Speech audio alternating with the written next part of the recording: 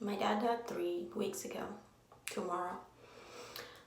And I think I wanted to do a video where, kind of like a blog. And I know I'm late for this because he already died. But, you know, the emotions that you feel, I guess I just want to make you understand that every emotion, anger, sadness, desperation, hopelessness, every wrong emotion, lack of worth even, comes flooding when the person most important in your life, whoever it is, because for everybody it's somebody different, just pass away. And especially when it pass away, like, what happened? Like, you do not know where did it come from. Death is always unexpected, no matter if someone was sick or not, or it was just suddenly, or he was okay.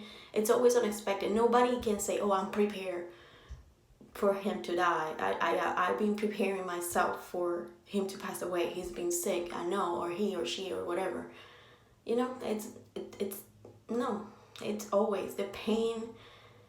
It's undescribable, and I don't feel a healing.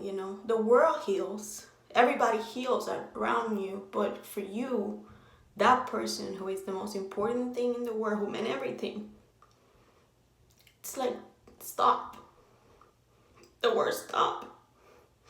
And in my case, I feel like a robot. I know I have kids, I have a family, I have a husband, so in my case, everything needs to continue.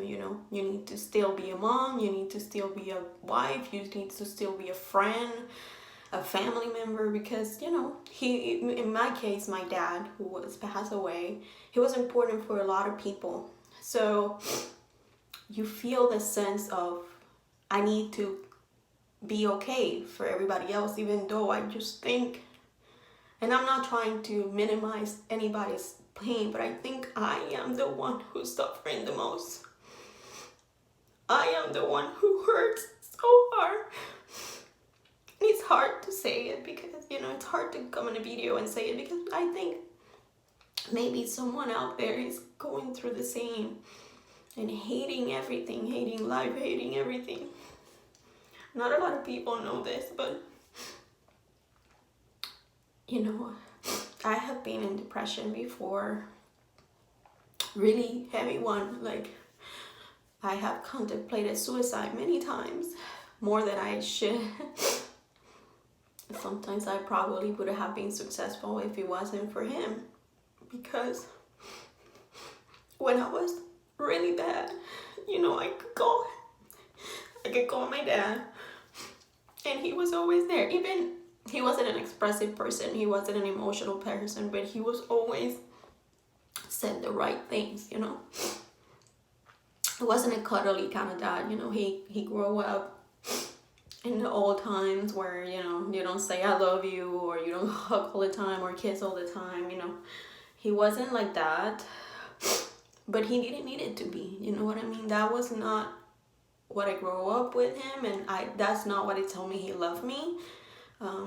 My dad loved me and showed me that he loved me in many other ways. We understand each other. You understand each other when every person express themselves differently, and when you love each other that much, you understand each other. You know what I mean? You understand what it is, love coming from certain people. And he wasn't the kind of like, say I love you from the top of the rooftop, but he will always find a way to show me that he did. He will always, he sacrificed himself all the time. He was never a me person. He wasn't never about him, never. And I know some other people didn't experience him that way. I know some other people, you know who you are. I know some other people think he abandoned him. He abandoned that person. And I think I understand your pain, but I didn't experience that, and I feel sometimes guilty of feeling the way I feel. of saying the way I talk about him, because I know he wasn't like that to my brother, you know? He wasn't like that, and I regret, and I know he regretted that way. But, you know, I think I'm rambling on a video, but it's just, that's how my mind it is. That's how my brain it is right now. It's a scramble. In my mind, constantly, I have different memories, good and bad, and different ways to think about this or feel about this. I sometimes feel like, I don't know, it's a long blog, I guess, but yeah, that's what it is. It's a moment of all the time, like while I'm playing with my kids, just a moment in my mind comes when he played with my kids, you know, he had this silly little game that the girls would like say, freeze, I'm freeze, freeze, I'm freeze, and he will like do the thing, and it was the silliest thing, but that was their favorite game. Every day they will play it once or twice or at least 3 times a day, and he was always up for it, even if he wasn't feeling okay. I have gone through everything from shock to guilt to anger to desperation and sadness and depression, and you know, none of it goes away. It just kind of, it's like hats. Today I'm angry, today I'm sad, today I'm depressed, today I'm joyful, because joy comes too sometimes, and it's weird, right? You said you die, it's hard to be joy, but you know, it joy comes sometimes when, in my case, you have to find the good things about his life, you know, like everybody tells me like try to remember the good things, and I try to remember the good things, and it makes me smile when I remember, you know, when he played with the girls, when, you know, when I was younger, the things that he used to do with me, or we used to do together, or the funny moments that we have together. And it's funny because he was a very serious person, very, you know, had a serious character. He wasn't very social, so people kind of were very afraid of him. But he was a very kind-hearted person. He will help anybody. He will never ask twice. And, you know, that was him. That was him. He wasn't confrontational. He hated that. But he was a good person. He was.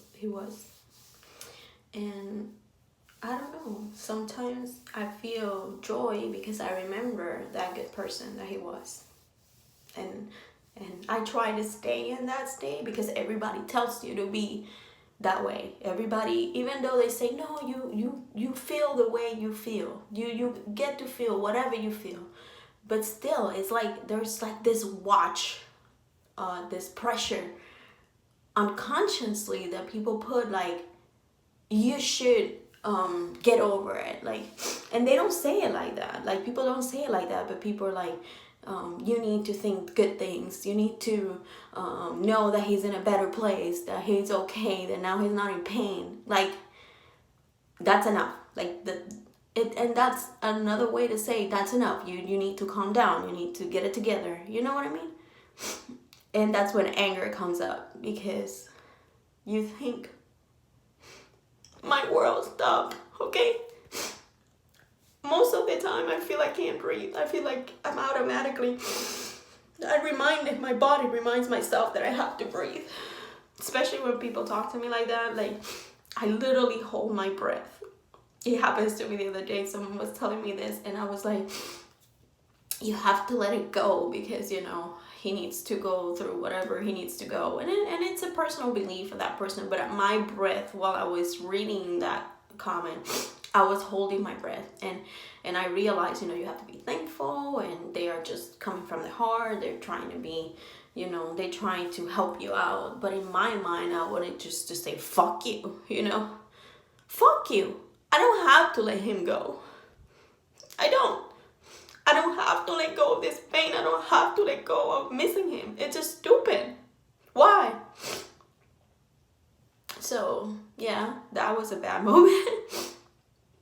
The first 48 hours, I think I was numb, like shocked. You know what I mean? When they told me he died, I was by myself, you know. We went to the hospital, everything was okay. At the moment, you know, he was having a heart attack. They kind of like put it down. He was like calming down. His heart was calming down, but they were still needing to find the cause of the heart attack, because if they didn't, it would have happened again. So when he went to the cath lab, I told him, you need to tell them if it hurts, okay? You're gonna be okay. I'll be right outside waiting for you. I don't remember. I don't know if I told him I love you. I think I did. I really think I did. I'm just not sure. And that has been rolling in my mind forever, since it happened, all the time. Did I tell him I love him? I remember saying to him, you're gonna be okay. Everything is okay, papi. Tienes que respirar. You have to breathe deep. You have to do this. You know, my dad doesn't speak English, so I was translating the whole time. But they're doing this, they're doing that, because in that moment, I couldn't cry. I was terrified. I was literally terrified, because I didn't know what was going on. I knew what was going on, but I didn't know it was gonna end up like this. But I was terrified that it was. So, because I have never seen my dad in so much pain. I have never seen him complaining whatsoever, because he wasn't the kind of guy that, you know, men are feeling at last, you know. They don't complain, they don't feel pain, they don't do nothing, you know.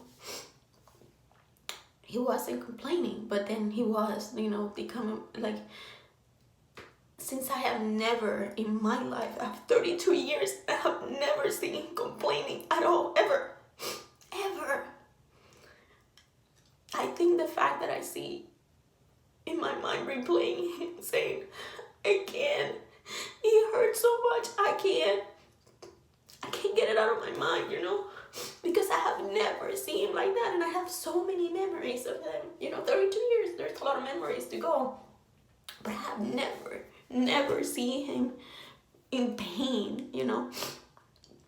Just one time before, when my grandmother died, I have saw him crying, and I think I have seen him cry twice, actually.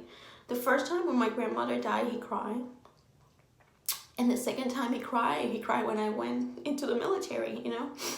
He cried that day because, you know, we spent a lot of years apart when I joined the military. And when I came back with my uniform and everything, he was proud. But then I had to go again, and that moment he cried. That was the 2 times that I have seen him cry ever, because the pain, you know, of separating each other.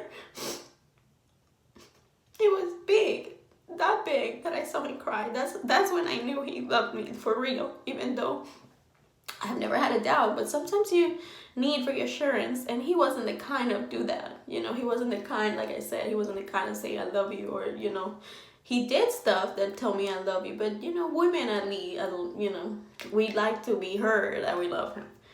And seeing him that way, that time when I went away, and he, you know, he cried and he felt pain, you know, I realized, you know, this man loves me for real. You know, nobody else is gonna love me like that. But the memories of him saying, I can't, it hurts so much, I can't breathe, you know, those memories don't leave me.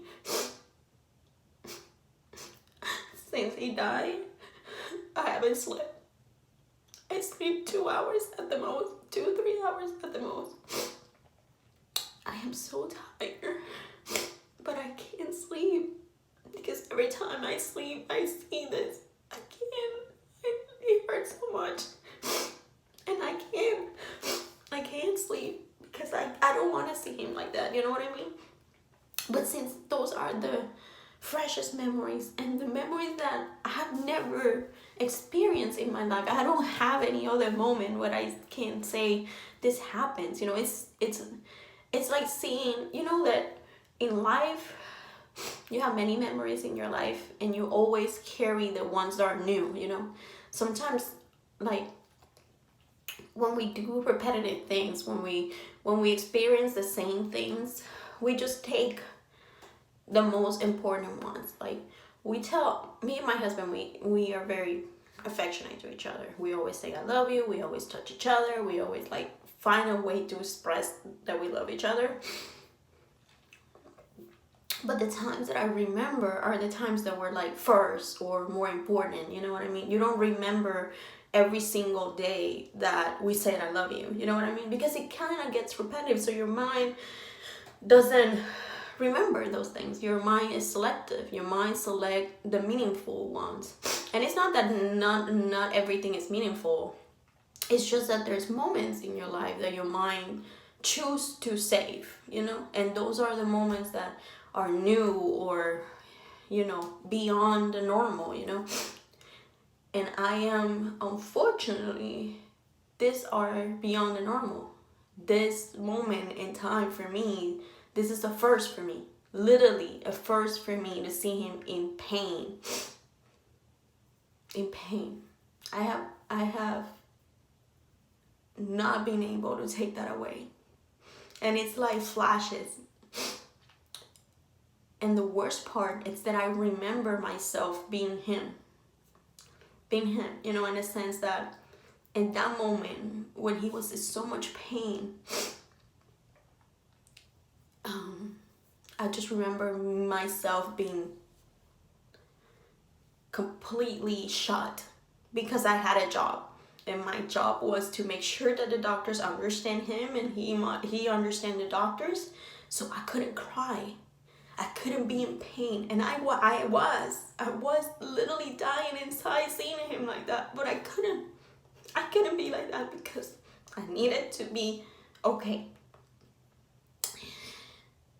And now I don't remember if I told him I love you because I was so focused into making sure that everything was okay that he didn't see me crying or he didn't see me, you know, freaking out and I was. And the worst part about it is that I was through all of it alone because I have 2 girls and my husband. We are by ourselves. We don't have other family. It was just him, my dad, my kids, and me.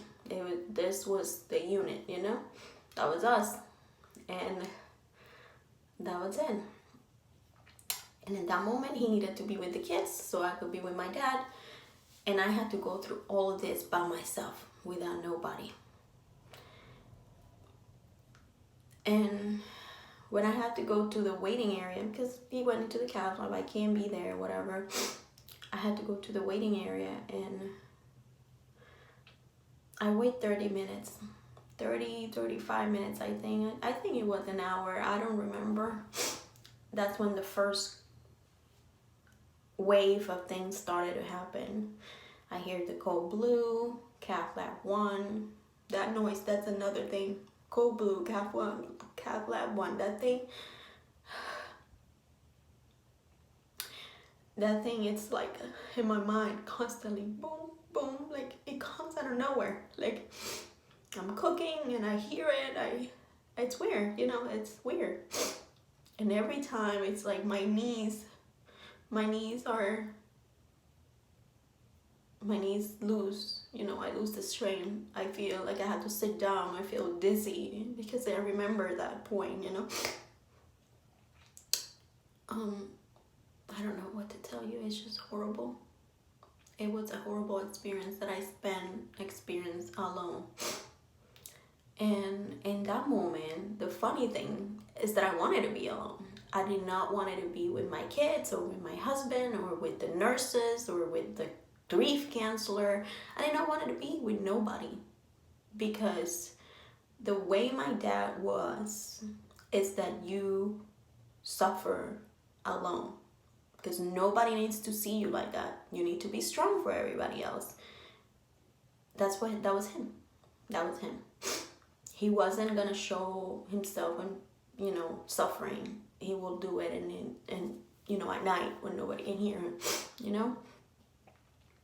And that was me. I felt so uncomfortable in a certain way because I wanted to be alone. I didn't want to, you know, the doctor came in and she told me that he died. And for pretty good 2 minutes, I just didn't cry. I just shocked. I just sit down and I just cry. And I was just like waiting for people to go because I didn't want it to be with nobody. I just wanted people to go so I can cry, so I can scream, so I can be broken. But they wouldn't leave. And in a certain way, it's good, I guess. But I couldn't do it for the first 2 minutes. And then I cry and cry and cry because I couldn't hold it no more. Because I couldn't hold it no more.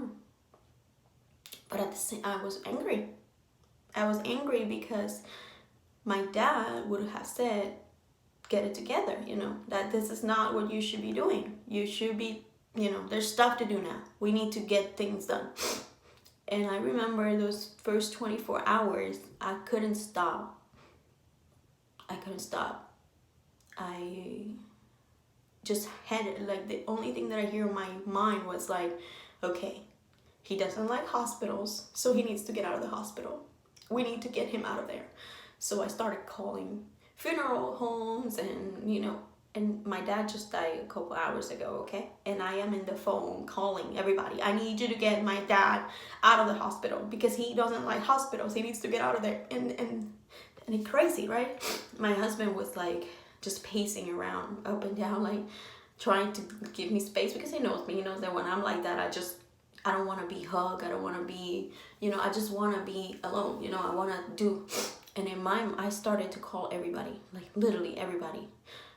And then they called me from the donation, you know, the organ donation thing.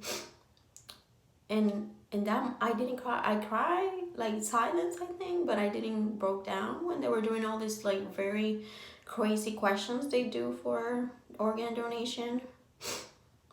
I think that's gonna be my next vlog. What to do when the organ donation people call you.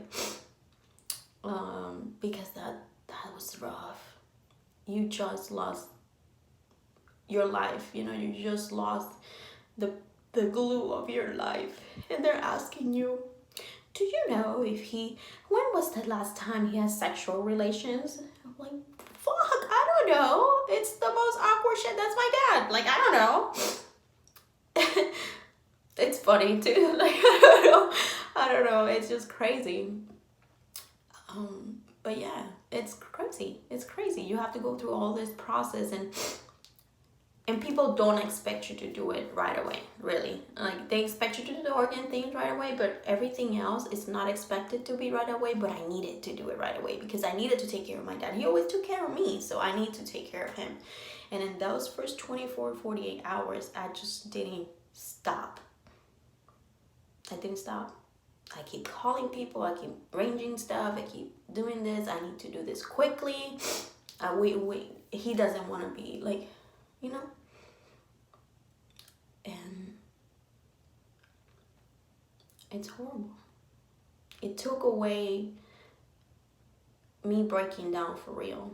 You know, I decided to be on the move constantly from the moment he died. The fundraiser, the funeral services, the trip to Disney, everything needed to happen because I couldn't stop. Because in the moment I stopped, it was gonna be worse. And this is what I am right now. For a week now, I stopped because there's nothing else to do. Everything is done now. They did the cremation, he's on an urn, the fundraiser is over, the trip is on the 27th. There's no vacation. Everything is over. Everything is done. And now I don't have nothing else to do. And I only have time to think. Now I'm feeling what I should have been feeling 3 weeks ago. That breaking down moment, that depression, that anger, that all the feelings that, I don't know, griefs, stages of grief, whatever they call that. I'm feeling that now. And it's been 3 weeks. But now is that when I'm feeling this horrible pain.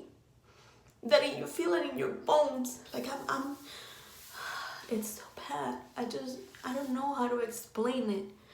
Now I'm breaking down 3 weeks after it happened because everything stopped.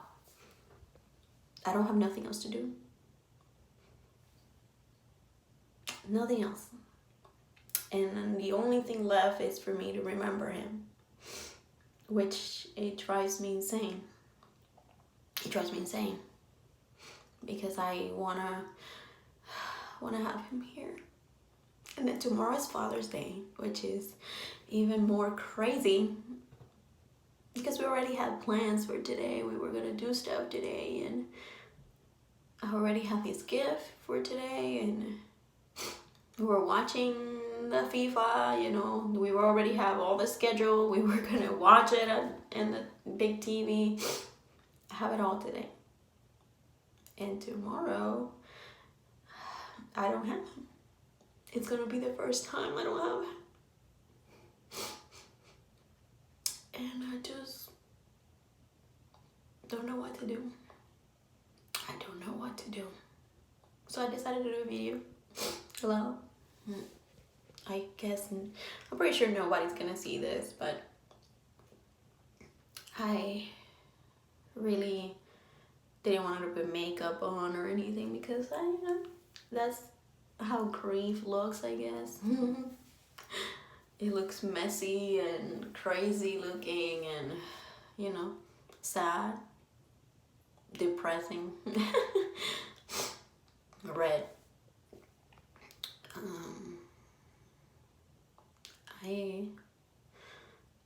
I wish I remember telling him I love you, because I don't remember. I don't remember saying it to him. I knew he knew, and I know he know I knew he loved me.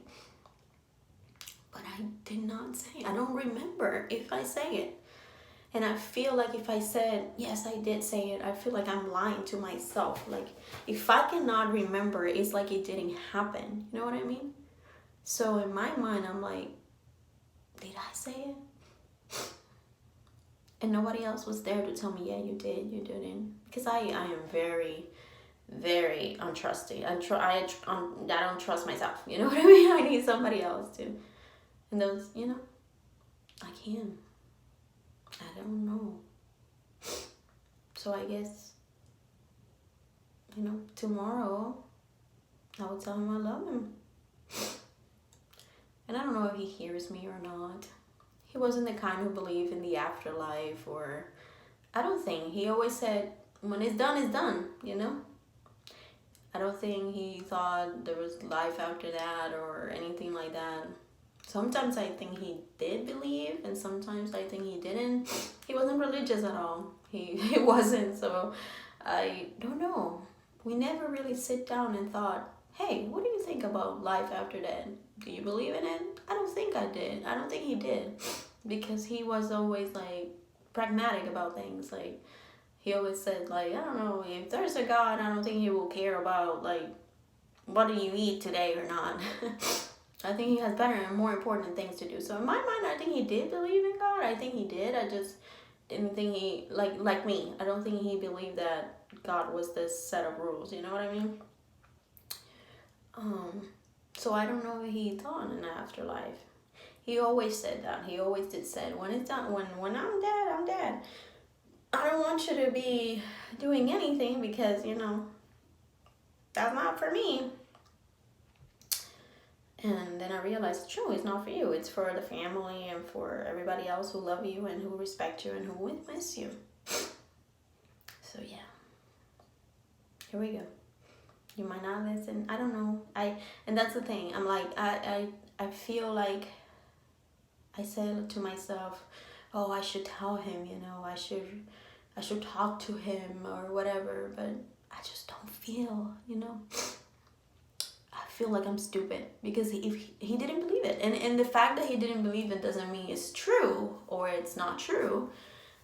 But it makes me feel like what am I doing? You know what I mean? Like, am I talking to him? Like, I sit down, I still have his ashes because we're flying to Puerto Rico to get his ashes back into the island on the 27th of June. And I have sit down with his ashes on my lap and talk to the box, which I did not understand how a body fits in a box like that tiny. Like you see his body and it's so huge, and then all his remains are in this tiny box. And in my mind, it's like, how? Like how that is possible? But you know, it is. It is. So I sit down with the box and I talk to him, and I broke down crying, and then I just stopped suddenly. Like, what the fuck are you doing? It's not like he's listening to you.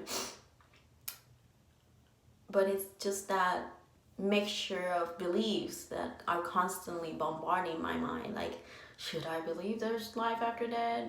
Should I not believe there's life after death? And sometimes I like, if there's life after death, it's just so people like me feel okay about you leaving me. Because you know how fucked up will be, like, you just dead, you know what I mean? He's just dead. That's it. It's done. How fucked up will be for family to feel that way, that it's just boom. The humankind will go crazy if they know that we are by nature we like to preserve ourselves. That's why we have kids. That's why we like to do big things, you know, that transcends ourselves. Like, people like to be recognized, and oh, I remember this was done because of this person. People like to do stuff like that, mostly for good reasons, but really it's just for self-preservation through the times, you know what I mean? So it would be fucked up for people to be like, when you're dead, you're done. And if you didn't do anything big, or if you didn't impact anybody's life in a big way, you will be like, fuck, you know what I mean? People would like, people that are alive will be like, fuck, you know, this person didn't do shit, you know what I mean? So I think it's hard for people to not feel like they will live after that, you know what I mean? There's no way of the energy to go. I do think that if there's anything about life after that, it's the fact that you complete a circle, you know.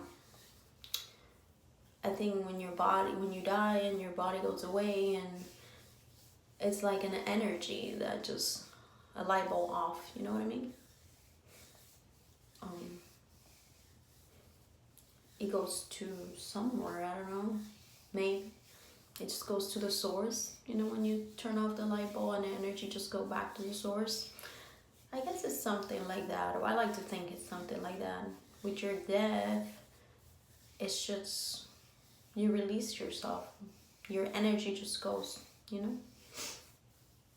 And I don't know if it happened, I don't know if there's multiple lives, if you see from heaven, I did tell my kids that their grandfather was in heaven and he's watching them, and he loves them very much, but it was because I did not want it to make them feel like it wasn't. I did not want them to like be sad. But I don't really believe that, you know what I mean? I think it's just gone, you know, it's lost. But I don't want to tell them that because I don't want them to suffer, which is the white light, I think. But I don't really know if it's true or not. Like, in reality, I don't really know if it's true or not. It would be awesome if it was true, I guess. But life is not awesome. If it was awesome, he would still be here, you know what I mean? Life is not awesome. Life is thrown at you with unpredictables. Life is messy and happy and awesome at times, but mostly not awesome. Because, you know, I don't know. I really don't know. I just think I needed to find something to do, so I don't think about I needed to find some way to speak. Even if I know nobody's gonna see this.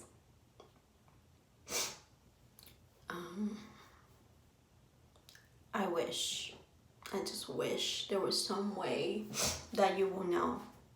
I wish there was some way that we'll know, yes, this is it. This is really happening. But I guess we only know when it's our time, huh? So I'm not looking forward for that one. I'm not in a hurry on that one. So I guess I can find out when I found out. I don't know. I know I'm rambling, But I guess this is a rambling post, a rambling video blog. Eventually, I probably will do this nicer way, like a series of blogs. How about first blog would be the moment he died, the funeral, part 2 funeral arrangements, part 3 living after that, or part 4 taking care of your children. I think eventually this will, when my heart is not as broken and my mind is not as scrambled as it is right now, I think I'll probably do this in a better way. I think that was my intention, by the way. My intention was to make it nicely about grief, but it didn't happen because I'm in pain. My mind is a garbage can, and I only sleep 2-3 hours a night, so you can understand that I'm not in my 5 senses. Yeah, I think I'm gonna stop right now. I feel a little bit better because I just unloaded for today, or for the first 5 hours of the day, because I will be like a mess in 2 more hours again. That's my roller coaster. I am.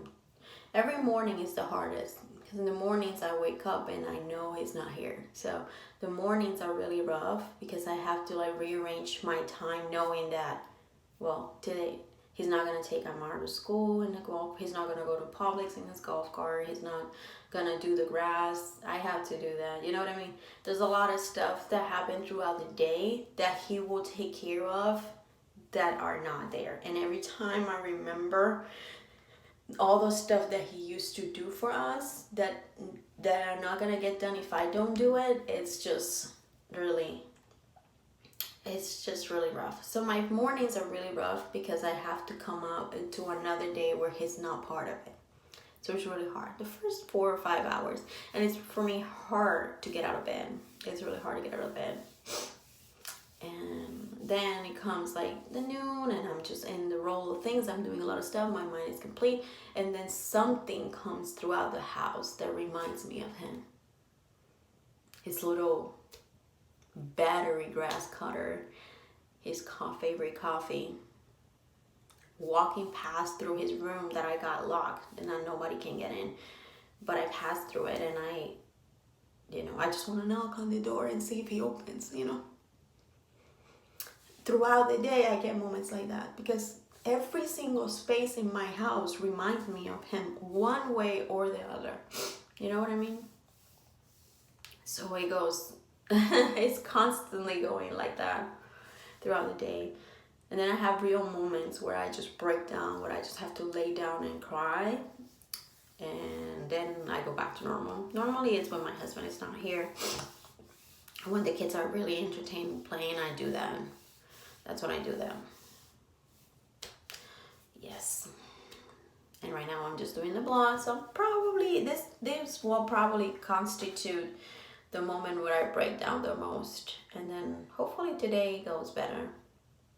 I haven't had a day yet that I haven't cried one way or the other. Even the better days that I thought it was going to be okay, no, something happened always. I don't think it will be like that for a while. And at first I wanted to find a timeline. Myself, was pushing myself to not grieve. That's the way I am. I have to function, and I can't function if I'm grieving all the time. If I am a ball of depression and mushiness and stupidity, because I feel stupid, let me tell you why. I hate feeling this way. It makes me feel weak and useless, and I hate it. I hate it. So yeah, I hate this to be like this, but life goes on. I guess I will see you later. I am gonna try to make it better next time. I just needed this. Bye.